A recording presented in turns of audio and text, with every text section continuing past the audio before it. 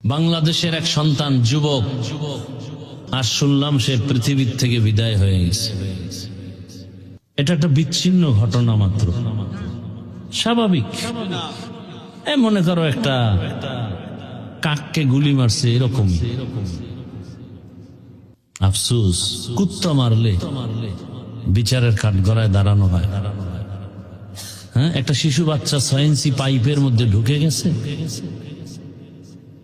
Fire team, প্রশাসনের সবাই সেই মাটি খনন করলো, অনেক গভীরে গিয়ে সে বাচ্চাকে উদ্ধার করলো।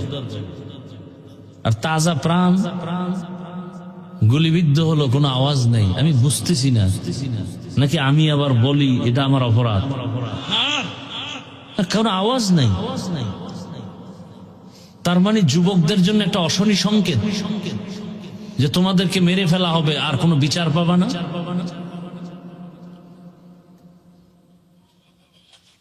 বড় আফসোস।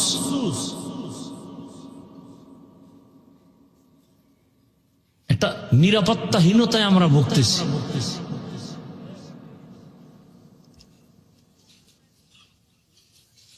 মাইকের সামনে বহু বক্তব্য হচ্ছে, কিন্তু এই যে দিবালোকে একটা অপরাধ হলো, এ বিষয়ে কোনো আওয়াজ শুনতেছি না। বরং ঘুমায় স্বপ্ন দেখতেছি এটা নাকি বিচ্ছিন্ন একটি ঘটনা। ঘুমের মধ্যে দেখতেছি, সজাগ দেখছি তাহলে বলবে যে কে কইছে ক, আর এক জ্বালা। আল্লাহ হেদায়াত দান করুন। দোয়া তো করলাম, যারা অসুস্থ আল্লাহ সুস্থ করেন, যারা দুনিয়ার থেকে বিদায় হয়েছেন। এমন একটা দিন নেই যে লাশের মিছিল নেই, পানির নিচে, গাড়ির নিচে, ঘুমের বিছানায়।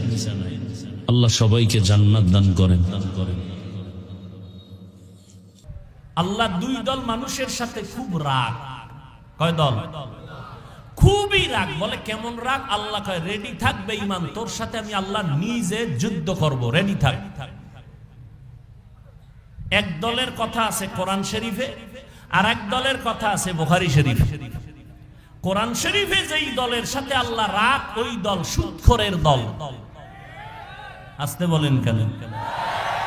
বুখারী শরীফে যেই দলের সাথে আল্লাহ যুদ্ধের ঘোষণা দিবেন, ওই দল হলো যারা ওলি আউলিয়া মানে না, ওই দল। এ বিষয়ে বিস্তারিত বয়ান আমার ভিন্ন জায়গায় আছে। তাহলে সাহায্য লাগবেই, এটা তো আমরা নিশ্চিত। এখন কথা হলো সাহায্য কার থেকে নিব, সেই ক্ষেত্রে তাল মিলায়েন না, বুঝেন। নিজের অন্তর থেকে বিবেক দিয়ে কাজ করবেন, বুঝে শুনে, এটার ফলাফল ভালো। আর আবেগে করবেন, এটার ফলাফল ভালো।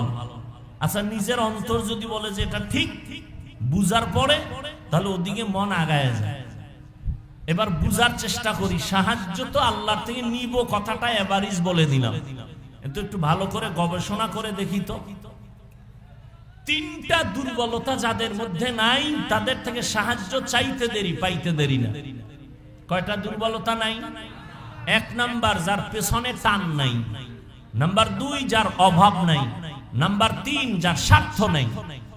এই 3 গুণে গুণান্বিত ব্যক্তিদের কাছে চাইলেই দেরি নেই, পেয়ে যাবে। এবার দেখেন তো, পৃথিবীতে এই 3 গুণ ছাড়া কে আছে? পিছনে টান নাই এমন কোন মানুষ আছে?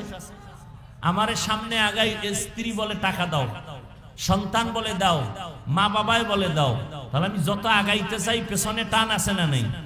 বলেন। নাম্বার 2, অভাব নাই। একজন মানুষ দেখান তো পৃথিবীতে কার অভাব নাই?